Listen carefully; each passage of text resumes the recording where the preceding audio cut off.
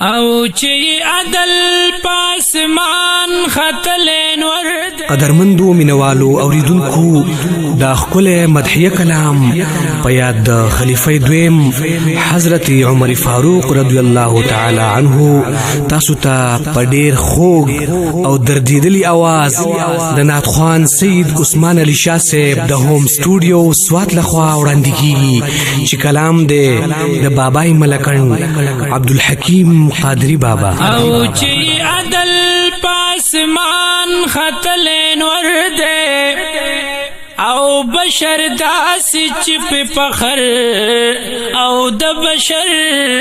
دے چی اللہ ورت فاروق خطاب ورکڑے دا محبوب دا مصطفیٰ حضرت عمر دے نو چی ملگرے پہر پل دا پاک رسول دے او دا رسول فمن تیر دا مال او سر دے کدا عدل انصاب ستوری دا اسمان دی خو عمر ستورے سبا درن سہر دے او چی خطبه الوسط مسجد اقصا کی او تران در حلوینم او دا اکبر دے پاک مینا در رسول و پزڑا کی دا نبی پر رخسارنو یہ نظر دے نو دا مسلم دا پار نرم دری خم دے او دا باطل دا پار تیز لکا خنجر دے ہر یو سری دا مولا پا مخ کی ٹٹکڑو چی سر سر خم دا پاک مولا پا در دے نو مسلم سچی اغیار ہم پدی قائل دی او دا پاتی دا مصطفیٰ سرد لخکر دے پل سپی دا خلیلنا جدا ندائے مات ان کے دا بتانو دا عذر دے